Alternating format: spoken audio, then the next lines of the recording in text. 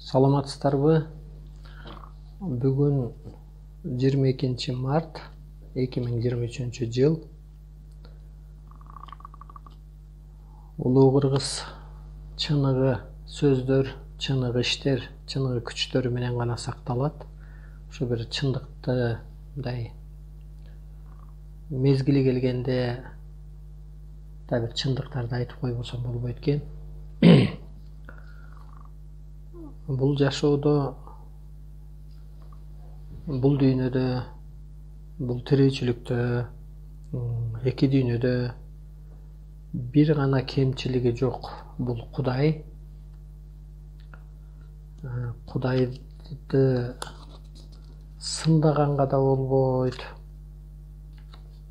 Кудайдыдан кемчилик издегенге да болбойт. Күнөөлөгөнгө да болбойт. Кеми жок десек болот да. Адамда кемчилик болушу мүмкүн бир тарабынан. Кудайда ошо кемчилик болбойт. Мисалга, Кудай сыноо берсе, аны өзү билет. Сага ошо сыноо керек эле. Же сени бул дүйнөгө жараткан болсо, аны өзү билет. Сен демек бул дүйнөгө керексиң. Же болбосо байлыкпы, бийликпи берсе, сен күтпөгөн нерсе берилсе дагы бул ааламдан. Демек бул Кудайдын сен билбегенди бергени болот, билгени болот. Демек же менден байлыкты алып койду, же бийликти алып койду деп Кудайды күнөөлөбөш керек. Күнөөсүз, ал анткени билет. Кереги жок, керек болсо жаныңды алып коет. Бул жашоодо жакшы жашай албасаң, же таныңды алып коет, өлтүрүп. Же болбосо жаратып коет дегендейчи. Ошондуктан же сыноо берет. Кырсыкпы, оорубу. Неге дегенде, сен аны көрбөсөң, сен чындыкты издебейт элең. Кудайды ойго албайт элең, жана баш оорубагандын Кудай менен иши жок дегендей. Анысы кандай?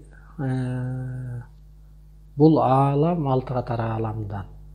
Кемчилик издегенге болбойт.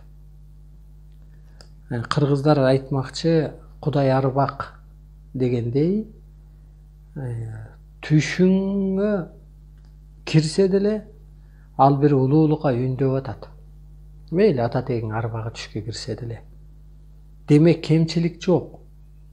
Ошондуктан мунун артынан эмне айткым келет?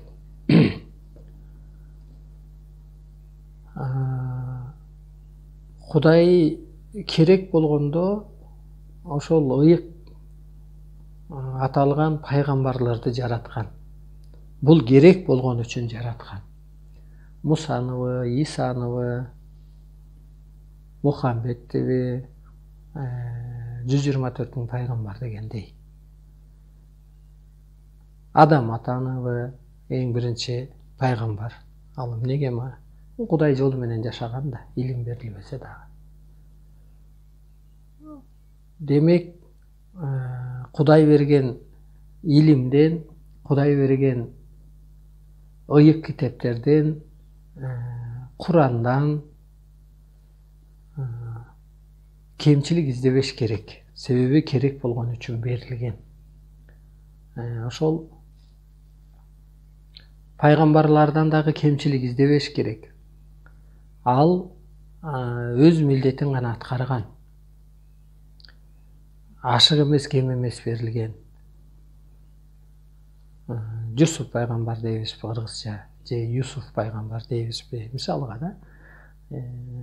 Бирөөлөргө илим бербесе дагы, анын баласы пайгамбар болгон дегендей, ошо пайгамбарлык милдетти уланткан, элди улуулукка азыркы тил менен айтканда үндөгөн, акка үндөгөн. Ошондуктан бул ааламдын адамдарына Кудай аны жараткан, ошондуктан коргогон, колдогон, илим берген. Түш көрдүбү, мисалга, ошо балаңды курмандыкка чал дегенге чейин барган, ошонун сыноо кылган. Сыноону аткарар бекен деп, аткараарда анан кайра жок, бул сыноо болчу делген. Иса пайгамбардын төрөлүшү, Мария эненин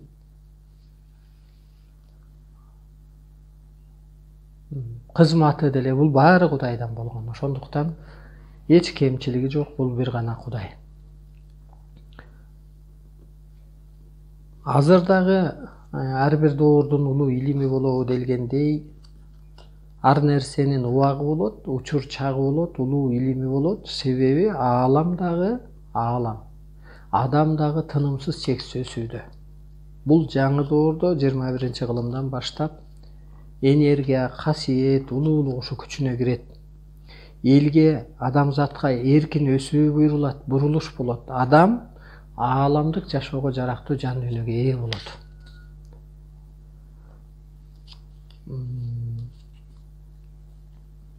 Ошондуктан Кудайдын буйругу менен ушу кыргыз жергесине адам ата көрүнүп, ушу Зүлфия деген келини көзүнө. 3 күндөн кийин саат 11-де келем, мен Кудайдын буйругу менен келдим, мен адам атаңмын деп. Көрүнүш катары, көздөн кайын болуп. 3 күндөн 11-де күтүшсө, бир 20 мүнөт кечигип адам ата кайра пайда болуп, 3 периштени көрсөтүп, сага ушу жайгашат. Сен аян аласың. А бул аянды дүйнөгө алып чыкчы, дүйнөнү башкаруучу адамды башка жакта даярдап атабыз деп. Шарт окуп дегендей, баягы условия коюп. Мүмкүн уурун айтпайсың, мүмкүн пендечилик жашоону жашабайсың дегендей. Ушу периштелер сага кызматка буйрулду деп. Анан эми буйрук экен, ал адам чыгып, ага чейин издешкен алар ким болду экен деп. Арстан алай барганда, арстан бек аты өчүп, алайга түшкөн, ошо көрүнгөн адам ата баштаган куйруктуу жылдыз дегенден информация түшкөн, Марстан информация түшкөн, инопланетандар жөнүндө маалыматтар болгон. Ошо алайга түшкөн маалымат, энергиянын баары Арстан алайга өтүп, алай бош калып, Марстан алай дүйнөгө кол салып, анан мына эски мыйзамдын баары, ошо адам ойлоп чыккан мыйзам, куралыбы, байлыгыбы, бийлигиби адамзатка ажал азап алып келип, эски ааламдан түшкөн билдирүүлөр, Куран кетеппи, Торат, Забур дегендей, ошол аны менен да адамзат сактана албай, талап башка болуп, Кудайдын талабы, тартиби, койгон шарты, условиясы адамзатка башка болуп. Акыркы пайгамбар бул Мухаммед болсо, адамдын гени жетилгендиктен 21-кылымга чейин көп эволюцияларды басып өтүп. Гени жетилген бала, өспүрүм гени жетилген ата эне болгондой. Адамдын гени жетилгендиктен ошо Кудай баштап, ал энергия катары гана болгон ааламда, элес катары. Ошо жан учканда көрүнбөйт да, рух учканда көрүнбөйт. Ошо пророктордун жаны, периште инопланетандардын жаны жерге түшүп азыр. Кудайдан эмне деп берилди ушу китепте? Ошо бир адам чыгат, ал адамды Теңир ата деп, эми ар улутта кандай ата сатар, бир улутта Алла дер, бир улутта Бог дер, бир улутта Кудай дер, Теңир дер. Ошо Теңир ата бир адамды кийип алып, Арстан алайды. Анткени жерге азыр ошо пророк келсе деле энергиясы жок, ал мүмкүн кабарчыган адам болуп калмак. Ага баш иймек эместер.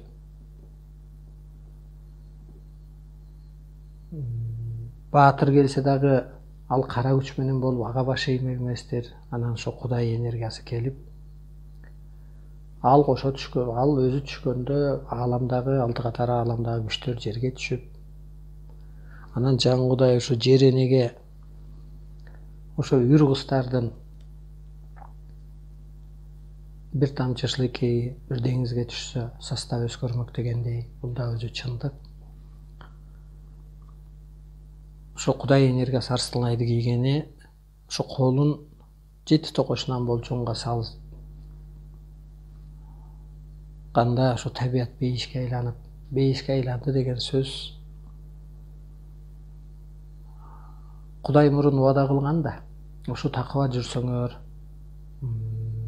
ак жолдо болсоңор, ошо парз милдетиңерди аткарсаңар, мейли садака бердиңби, намаз окудуңбу, чогундуңбу, сыйындыңбы, улуулукка үндөдүңбү,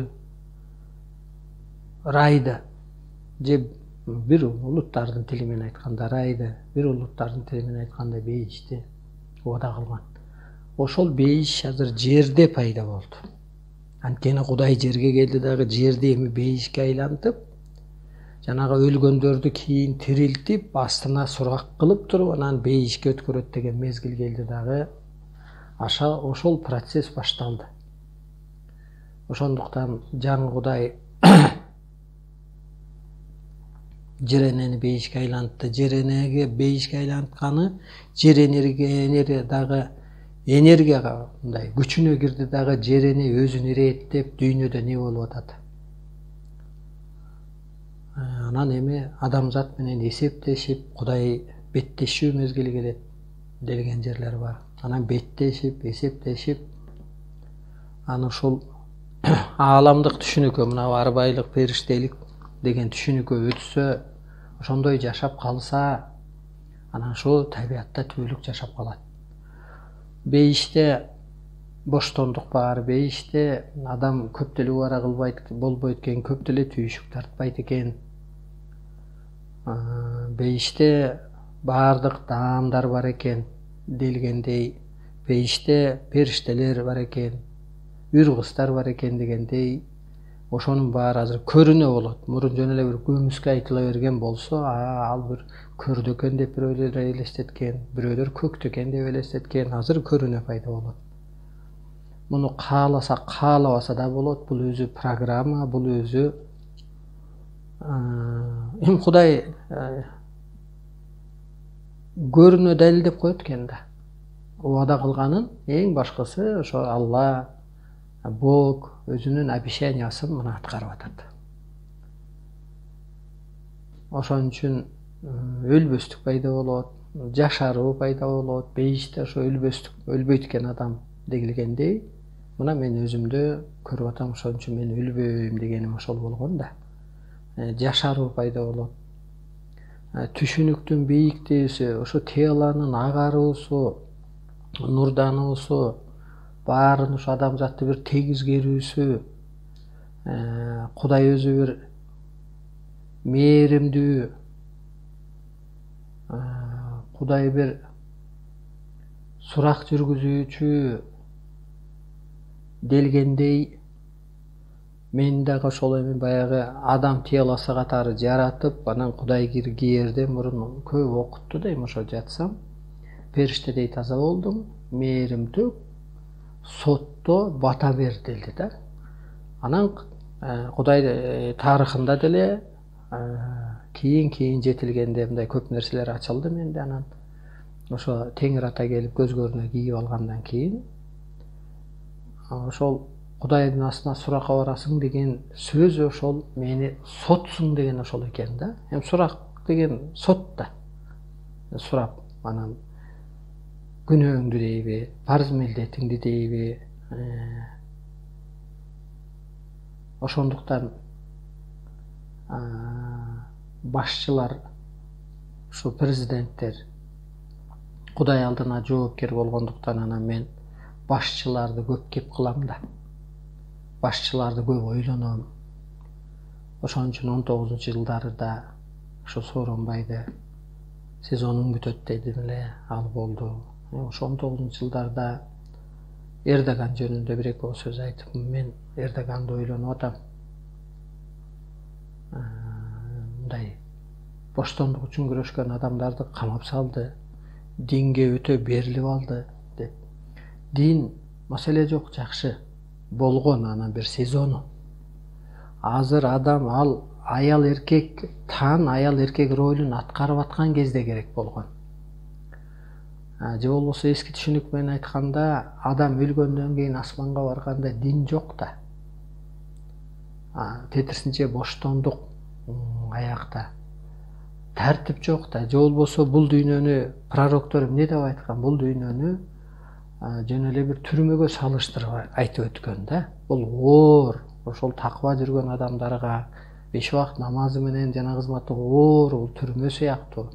Ошон үчүн ушул дүйнөдө сен ошо кызматыңды оорчулукта жүрсөң, анан кийин боштондукка бейишке чыгасың дегендей, анан динге берилип алган падыша өзү жакшы болбой калат да. Ал мындай дүйнөгө карап жашаш керек болчу. Ошон үчүн анан ушу динге берилип алды. Боштондук үчүн күрөшкөндөрдү камап койду, мен ойлонуп атам деп.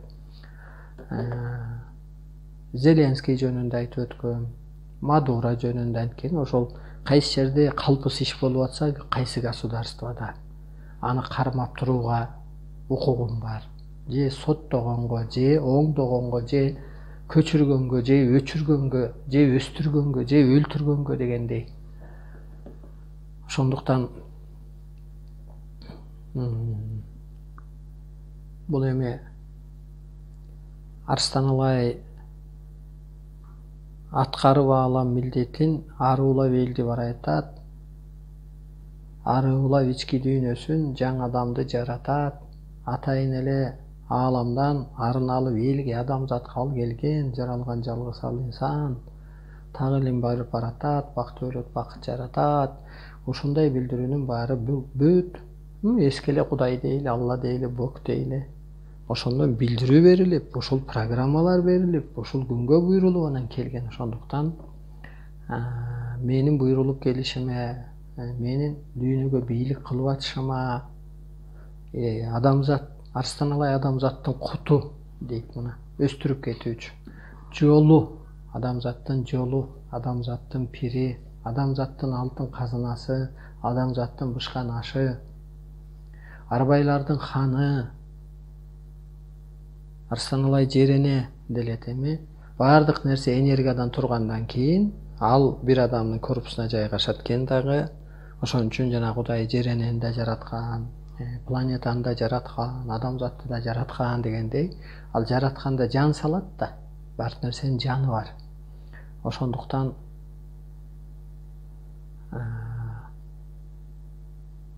бул улуу кыргыз дүйнөнү башкарат делгендей, ошо улуу энергия кийип, Аллах велик дегендей, Алла улуу деген сыяктуу, ошо улуу энергия кийип, ошо улуулук милдетти бир корпус аткарып, Бог түбө судья дегендей, же Кудайдын астына суракка барасың дегендей, мына дүйнөнү, жалган дүйнөнү жолун жабуучу, чыныгы дүйнөнүн жолун ачуучу жалгыз сот жаңы Кудай Арстаналай дегендей, жалган дүйнөнүн жолун жаап атам. Көрүнө болуп атат. Көрүнө Кудай энергиясы иштеп атат. Көрүнө айткан орундалып атат. Көрүнө адам эски мыйзамдар, жердик өнүккөн техника, билим, медицина эч жолун таппай атат, куткара албай атат. Кудай сынган мамлекеттердин банктарынан бери өчүп, байларына чейин өчүп, мыйзамдары карама каршы келип, ушундай болуп атат. Бул ошо улуттарды бириктирүүчү, диндерди бириктирүүчү, бейиштин жүзүн ачуучу кеңештин ээси бул Арстаналай корпусун айтып атат. Же жаңы Кудай. Ошондуктан Кудай келип бул дүйнөнү талкалап, ошо жалган дүйнөнүн баарын Кудай болуп алган, асмандагы Кудайга карабайлы өздөрүнчө эле мыйзам чыгарып алышкан, бийлегиси келген, жойгусу келген. Ошон үчүн Кудай келип адамзат менен беттешет дегендей, ал Кудай карапайымды колдойт, момундарды колдойт, тетирсинче кыйын сынгандарды. Ошо Кудайды эмес байлык, бийликти пир туткандарды, адамдык сыпаты жок, ааламдык улуулук сыпаты жок бийликтегилерди, байларды, ошо кырсык буйруп, оору буйруп, кыйынчылык буйруп, анан ички жан дүйнөсүн агартып, тазартып, анан улуулукка калыптандырат. Бул жаңы Кудайдын керемети. Бул жаңы Кудай кандай башкарат дегенде, жаңы Кудайдын пайда болушу мындай болгон. Асманда ошол мисалга от жылдыз Марстан, Юпитерден, планеталардан кандайдыр бир энергия бөлүнүп чыгып турат. Муну окумуштуулар деле далилдешти. Ошол энергия келип, ошол аял сыпаттагы адам атанын корпусуна мындай жан катары, энергия катары жайгашкан экен да. Анан ошол ал чоңоюп, Марстай баягы мындай жомоктоштуруп келгенде чоңоюп, анан ага жер эне жайгашып, жер энеде жандыктардын жаны жайгашып, сууда сүзүүчү, чөлдө жашоочу, сойлоочу дегендей. Анан ага адамзат жайгашып, анын жандары жайгашып, ааламдагы планеталардын, инопланетандардын жаны жайгашып, арбай абанын жайганы жайгашып, анан ал осько аталып калат экен да. Ал осько аталды, ок. Ал окту арыстан алай ок болуп ошого айланганда, анда Марс планетасы болгондуктан ал от болуп калды. Марс от экен, өзү ысык. От деген энергия. Анан ал сот болуп калды. Бардыгынын жаны жайгашкандан кийин ал сот экен да, адамзатты да соттойт, жер энени да соттойт, арбайларды соттойт, абаны соттойт, булутту соттойт, жумшайт деген сөз. Сот жумушун кылбаса соттойт да. Милдетин кыла албаса соттойт. Ошентип болгон дүйнөнүн огу, оту, соту, жомогу болуп, анан арыстан алай ошол чындыкты ойлонгондо, чоң байланыш келгенде эле анын оюнан от, суу, таш, аба, арбай, инопланетан, жер эне, ал баягы жан катары адамдар амал программалат экен дагы, анан ошол аткарыла берет. Муну эми адамдын башы жетиши кыйын. Мен өз билгенимди кыла берем. Бирок баары бир адамдын 30% кала турган болгондон кийин жаңы доордо, жер энеде бейиште жашап кала турган болгондон кийин айтып кое беришибиз керек. Көп кырынан өсүп бараткан адамдар бар, көп кырынан изилденип бараткан адамдар бар. Бул өзү программа болгондон кийин адам айбан бойдон калат дегенге болбойт. Эки буттуу эле бир курсак үчүн жашап калганга дегенге болбойт. Эски эле түшүнүк менен рамкада калганат дегенге болбойт. Себеби ошол ыйык китептерде эле пайгамбарлардын бергени деле ошого мындай жакындатып алып келип койду, ишенимге алып келип койду. Анан ошол мен жан катары, Кудай катары ушу жакында көрдүм. Мындай бир пакет таап алат экен. Пакеттин ичинде бир көк телефон, анан андай өзүм жазган, өзүм кол койгон барактар бар экен. Ал эмне деген сөз дегенде, ошол Куран китепти, Библияны, Торатты, Инжилди дегендей мен берип, мен жазып койгон экенмин. Ал жөн эле бир эскирип калыптыр.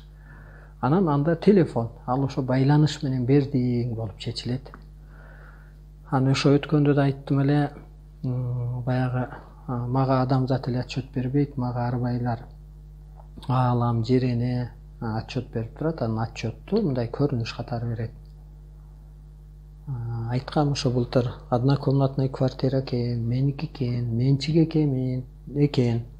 Анан менин да постелим бар экен, баягы постель деген түнөк. Эгер журкан түшкө кирсе түнөк. Бул жан дүйнөңдө бир нерсе түнөгөндөй, адам да ошол журканга түнөп атпайбы? Телосы менен анда ошол менин да постелим бар экен, мындай бир кишилик салынган, кичине бир аз жерине чай төгүлүп калган, саралап алып. Анан ошо 20 киши жашап алыптыр. Анан жок бул жерде 30% каласыңар, 6 каласыңар, калганы кирбейт десем эле, баягы бейиштин эшиги жабылды дегендей эле эшиктен киргизбей койду. Кажайын келди деп элечи, ал табияттан жоюлат деген. Мына эми ошол болуп атат. Кудай келди, жараксыз адамдар жоюлуп кете берет. Бул эми эсеп. Кудай эсептешкени келди. Анткени күнөөлөр өтө көп, мен көп нерсе айтсам, мынау майда нерсеге менен түшүндүрө албай атам, анан ал чоң нерсеге дагы туура болбой калат. Анча сөз сүйлөш, мына бир мамлекетте 50 миң деген адам өлдү. Вирустан канча миллион адам өлдү. Ошол сыяктуу эле жер энени бошоткону келди жаңы Кудай. Жер энени жеңилдеткени келди. Ошо эски мыйзамдарды өчүргөнү келди, ылгаганы келди, тазалаганы келди, өстүргөнү келди. Ошол болуп атабы? Болуп атат. Однокомнатный квартира. Кудай үчүн бул жер эне ошо бир мындай эле көз четкидей эле квартирага окшош экен. Кайра эле бул дүйнөгө сен квартирага келгенсиң, кызматка эле. Аны менчиктештирбей эле кой. Аны буйрубайт, кеттиң, болду. Атанын малы балага буйрубайт дегендей эле кеп. Андан кийин ушул быйыл 1-январда көргөм, ошол тетиги резеткага сайылган вилка ачык экен, энергия ачык. Ошол кайра эле менин ачык энергиям иштеп калды деп биринде айттым эле. Анан ошо быйылкы жылда эмне болуп кетти, өзүңүздөр көп болуп атасыздар, көрүнө. Эми жашырганга болбой калды. 19-жылы Кудайым деп чык дегенден кийин чыктым. Оксуң, отсуң, сотсуң, жомоксуң, Кудайым деп чыкпасаң адамзат сени кайдан табат деп. Ага чейин да мындай кичине сыйда, ысылык, улуу маданият менен айтып жүрдүм эле. Улуу маданият менен акырын иш кылып аттым эле. Эми азыр катуулаганга туура келди баары бир. Бейиш дүйнө курулуш керек, баары бир адам өсүп же өлүп кутулуш керек. Кудай баары бир эсебин жүргүзүш керек. Андан кийин эми эсеп дегенде ошол айткым келет. Биз кабинетте экенбиз, анан ошо мени ичип жүргөн ошо аябай бийик түшүнүктөргө жана периште сыпаттагы кыздар, дагы ошо илимдештер болуп биз рабочий кабинетте экенбиз. Анан төркү орун бош экен, анан мен бухгалтер келип төркү орунга отуруп атат. Эми ал эмне деген сөз? Бухгалтер деген эсеп да. Ошол Кудай келип кайра эле менин энергиям эсеп жүргүзүп баштады. Кудай эсебин жүргүзүп баштады деген сөз. Такыба, сак, ак жүрсөң каласың, парыз милдетиңди аткарсаң. Жок. Ушу Кудайга деле маани бербей, улуулук ааламга маани бербей, жөн эле бир баягы карын үчүн жашасаң, карындан чыккан бир мусорго окшоп каласың дегендей бир эсеп жүргүзүп баштады. Мына эсеп дүйнөдө жүрүп атат. Эми ааламга баары белгилүү, бул ааламдык билдирүү дегендей адамзат аны жакшы түшүнө бербейт. Ошол эсеп жүрүп атат. Андан кийин быйыл айттым эле, ошол жеңиш деген менин келинчегимдин туулган күнү дагы жеңиш, 9-май. Жеңиш ар дайым мени менен, жанымда ал энергия болуп чечилет. Кудай жөнүндө ушинтип мен да жатсам, Кудай эч качан жеңилбейт, жеңет деп берилет. Бейишке барганда дагы ошол бул жеңиш болуп саналат өзүчү. Мурунку билдирүүлөрдө деле ошондой берилген. Бул жеңген адам мына бейишке өтөт. Ошол сыяктуу ошол энергиямдын, аялым энергия болуп чечилет баягы. Экөөң бир милдет аткарып атасың да. Бирөө үйдү карап, бирөө баланы карап, бирөө сыртты коргоп дегендей энергия болуп чечилет, баягы жанга окшош. Аны ошо энергиямдын классташы Жеңишбек деген бала бар. Ошо Жеңишбек келип полду көрсөтүп атат мага. Полду карасак, баягы курулушчу катары айтайын, биз айылда полдочубуз. Сараковка тактай, калың, жакшы, полдун эң жакшы тактай анан. Бирок өйдөлдөй болуп калган, арасы ачылып калган, бирок тактай таптаза экен. Сырдалган эмес, бирок мындай чириги жок. Анан ал айтып атат: мен ушуну ремонттоп коеюн деп мага отчет берип атат да. Баягы кол алдымдагы жумушчу да. Ана мен айтып атам, балдарды кошуп берейинби? Жок дейт. Дагы тактай табыр алып берейинби? Жок. Каражат керекпи? Жок. Анан бул эмне деген сөз? Ошо жеңиш деген сөз жеңилбеген асмандагы күчтөр, энергиялар жер энени ирээттеп баштады. Жер эне ордунда эле экен, пол ушундай болуп чечилет. Мына эми жер эне кандай силкинип атат, жер эне кандай толкуп атат, суусубу, булутубу, куюнубу, баардыгы эле жер энеден пайда болот да. Булут деле жердеги суудан, нурдан гана булут болот. Жердин силкингени, ошентип жер эне өз ирээтке келгендей, ошону кайып бирлер ушу жеңишпек ирээттегендей, жеңилбестин жеңиш күчтөрү ирээттегендей, муну айтып өткөн мурунку видеолордо карап өтсөңөр болот, кайсылоодо айтканым. Анан ошондуктан бүгүнкү жыйынтыктап айтчу иш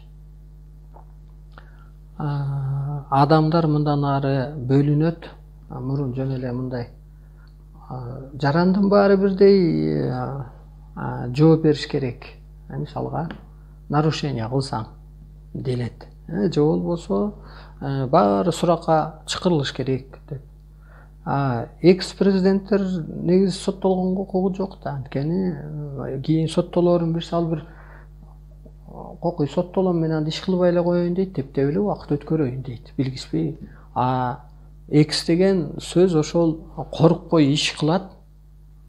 Анан кийин экс наамын алат. Анан ага кол тийбестик болот. Анда ал деле жоопкерчиликке тартылыш керек. Көрдүңүзбү? Жердик мыйзамда ошондой укугу бардай. Бул жерде Арстан Алайды адам катары көргөнгө болбойт. Эгер адам катары көрүпсөң, ал кой ал штраф. Жөн эле мындай адам катары көрсөң күйүп кетесиң. Анткени ал Кудайдын буйрулган адамы, Кудайы, жердеги тирүүсү, теңирдин теңи деп коет. Жеңилбеси, кызматын аткаруучусу, ошол акталганы, ааламдан келгени, буйрулганы. Ошондуктан биринчи түндүк катары Арстан Алай турат. Аны адам катары көрбөйт. Көрсө жакшы болбой калат. Улуттар деги эле адамзат. Керек болсо арбайлар, керек болсо аалам күчтөрү аны адам катары көрбөйт. Тетирсинче буйругун аткарат. Мен ошончолук буйрук берем аларга. Мен алар аркылуу башкарбасам адамзатты башкара албайм да. Түшүнөн улуулукка чакыр. Көрүнүштөн улуулукка чакыр. Баягы периштени бар паланчанын жадын алып кел деген сыяктуу буйрук берем. Болбосо анда адамзатты мен бириктире албайт элем да. Көрдүңүзбү? Арбайлардан да бийик турат бир адам, ал Арстан Алай. Андан кийин ушу улуу кыргызды улуулугун таанытканда, ушу улуу сыпатка калыптанганда, андан кийин кыргыздар турат орунда. Мен жалпы кыргыз эмес, бирок кыргыздан чыккан кандайдыр бир 30% кыргыздан өскөндөр. Могу периште аталган, арбай аталган илимден аябай калыптангандар, кыргыздар турат. Андан кийин түрк тилдүү эл турат. Анан адамзат. Адамзат ошондо Арстан Алайды адам катары көрбөйт, же кыргызды улут катары көрбөй калат. Улуу күч катары көрөт. Ошон үчүн же болбосо эн атаңды, кайнене кайнатаңды сен өзүңө теңебейсиң да, жүгүнөсүң. Атаң Кудайың, энең умайың дегенде эгер ошо улуулук сыпат болсо, ал башынан далайды өткөргөн. Анын батасыз адам сакталбайт. Эн атанын назарынан калган бала оңбойт жашоодо. Себеби эн ата да Кудайдан кийик, арбайдан кийик эле коргоп туруучу аура бар өзү. Ошо сыяктуу кыргызды дагы эн атадай көрүп калат. Улут катары көрбөйт. Ошол улут катары көрсө эле күйөт ошол улут, ошол мамлекет. Анткени Кудайдын кемчилиги жок. Кудай ошондой жараткан кыргызды. Ошондой кызматы бар. Бирок ошо кыргыз ошо кызматын аткара алса, көрдүңүзбү адамдар кандай бөлүнүп кетет экен? Улутту коюңуз. Бир адам бийик турат экен бул Арстан Алай. Аны арбайлар керек болсо адам көрбөйт экен. Ал буйругун аткарат. Арбайлар аркылык, периштелер аркылык мен дүйнөнү башкарбасам башкарылбайт да. Воздух, духов возит дегендей, воздух аркылык башкарбасам вирус барабы? Воздух аркылык башкарылбаса куюм барабы? Булут барабы? Көрдүңүзбү? Ошентип мындайча айтканда баягы пирамидадай бир түзүлүш пайда болот. Баягы 6 катар аалам биринчи Кудай турса, анан адам тобуне баштаган арбайлар турат. Экинчи дүйнөдө турган пайгамбарлар, анан жана башкалар болуп отуруп. Баатырлар, ошо Кудай жолуна үчүн каза болгондор, курман болгондор, ошол улуулук үчүн согушкандар, өлгөндөр дегендей. Шейиттер.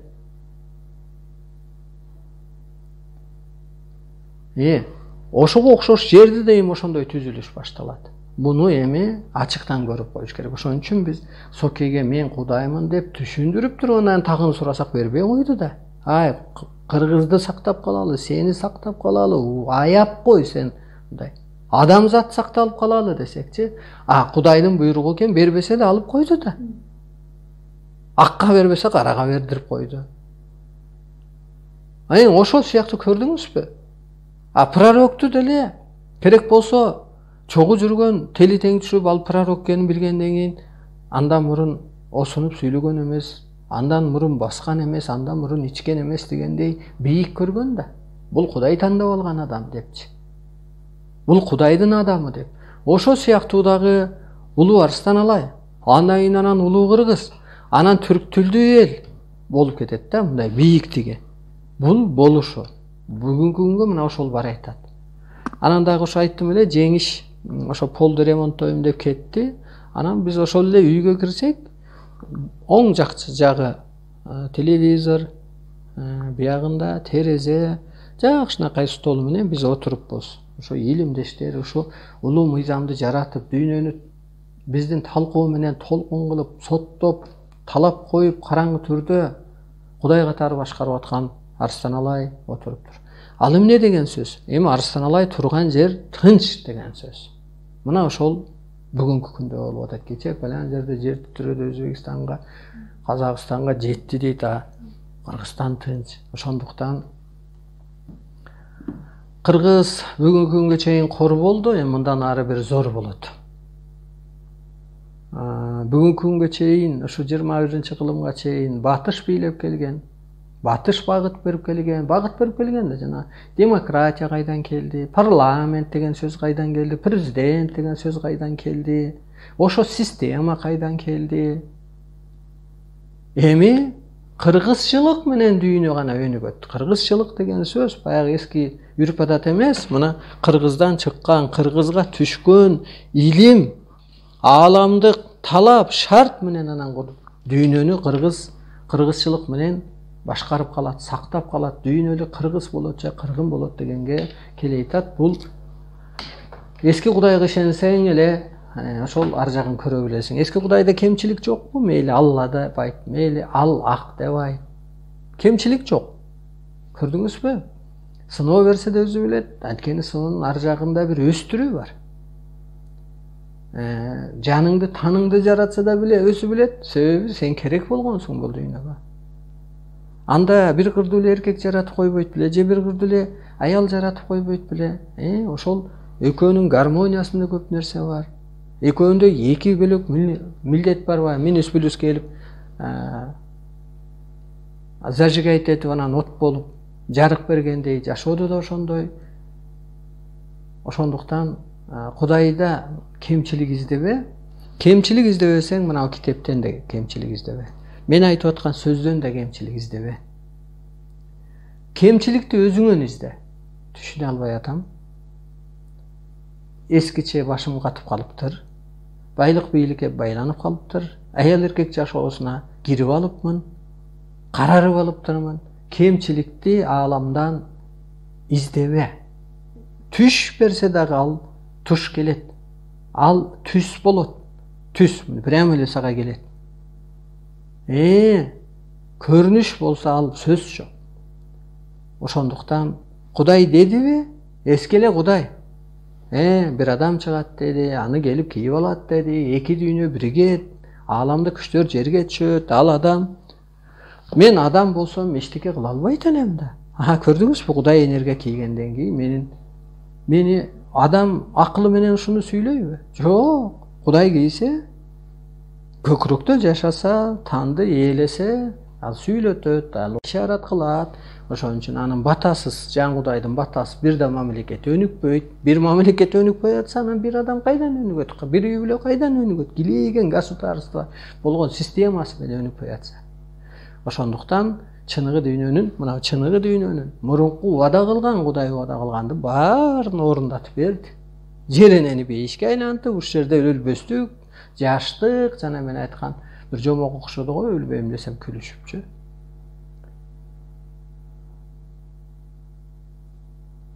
Ошондуктан кемчиликти өзүңүздөрдөн издеңиздер. Өзүңдү соттогонго, оңдогонго милдеттүүсүң.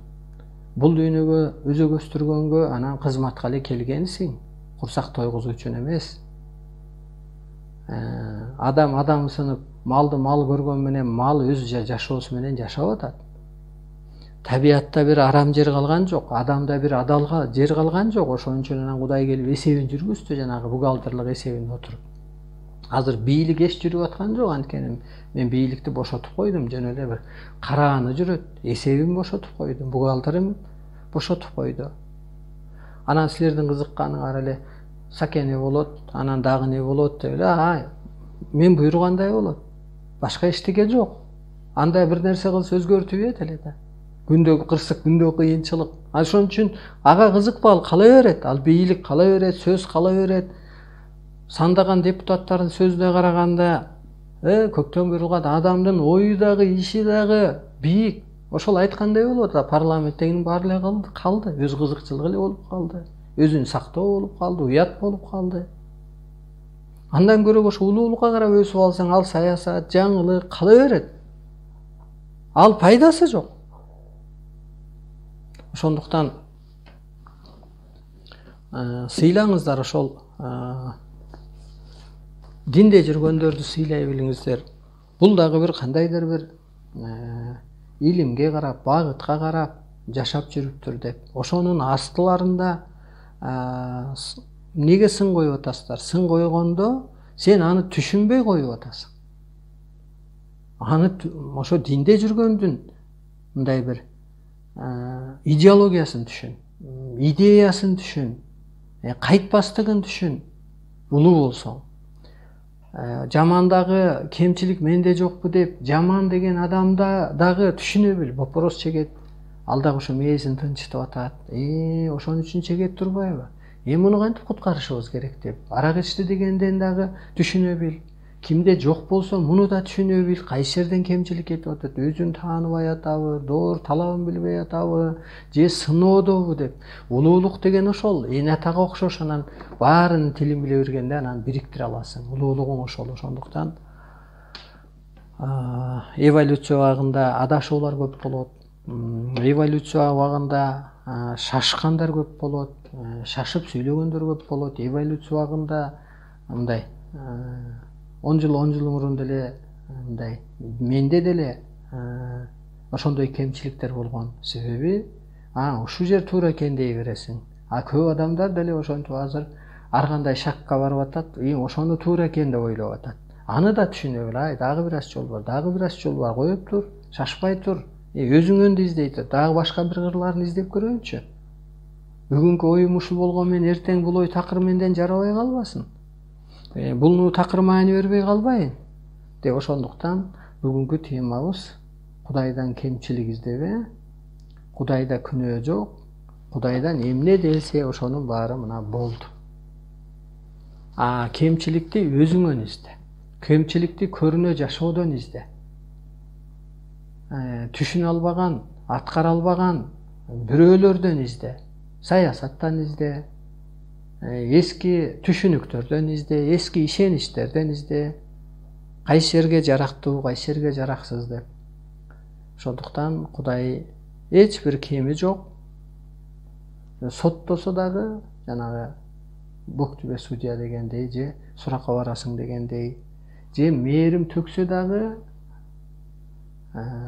Кудай өзү билет. Ошондуктан Күнөөкөрлөр кайсы убакта кечирилет? Күнөө жасаган адам жаман эмес. Мейли.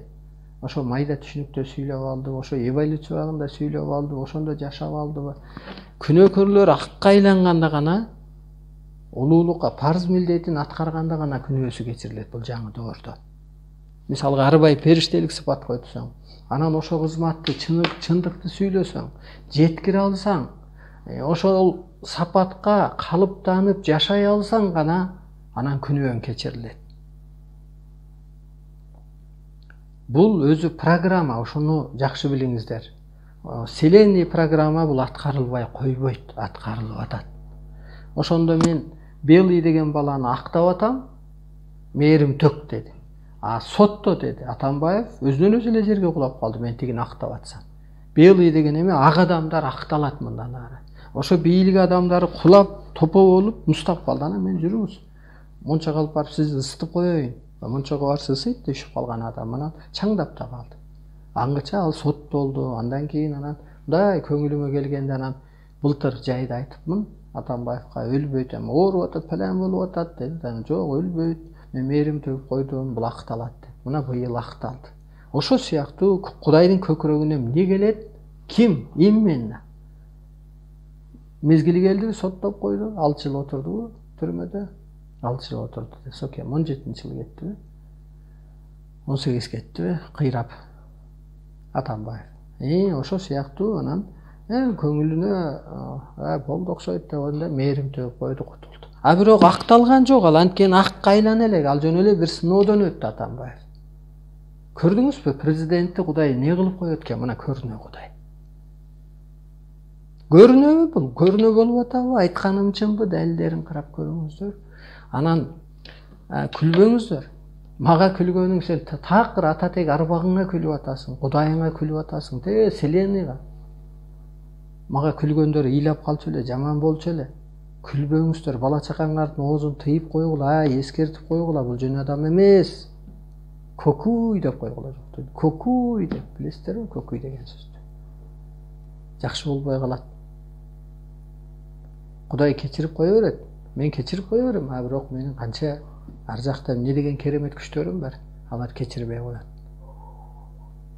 Кыйын болсоң сен чыкчы, мен ордунда болчу. Жок, ал сага буйрулган эмес, дүйнөдө бир адамга буйрулган эмес. Анда болбосо анда бийлик талашып кетпей кайра. Мен государствону баш керек деп. Ошондуктан Кыргыздан Кудайдын чыгышы, Кыргыздын дүйнөнү бийлешиши эле бул сиздердин сыймык. Эгер баш жетсе, баш жетпесе, бирөөлөрдүн башы жетет. Арманда кетип каласыңар. Ошо Сокейге бийликтен кулап калганда боорум ооруп кетти да, жинди кишкен байкуш киши. Мээси жетпеди, ошо Кудаймын, такты бошотуп сен мээси жеткен жок. Акталып кетпейт беле бошотуп бергенде деп ушинтип кеттим да. Анысы кандай жалко кетип каласыңар. Жакшы болбой калат. Кемчилик издебегиле. Кудайдан кемчилик издебегиле, жакшы болбойт. Кудай деп жүргөн адамдарды да жакшы түшүнө бергиле. Ал ошо бир сүнөт менен жүрүп атат. Түшүнүп түшүнбөй. Бул жаңы доордо, эски доорго динге илбай адам кире берсе болот эле.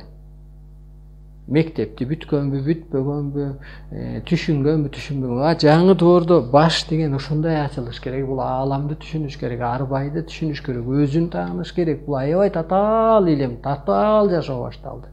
Ошон үчүн анан келип илим берип, эскертип туруп анан Кудай эсеп жүргүзүп атат да. Эскерткени жок. Эскертпей койгон жок да жаңы Кудай.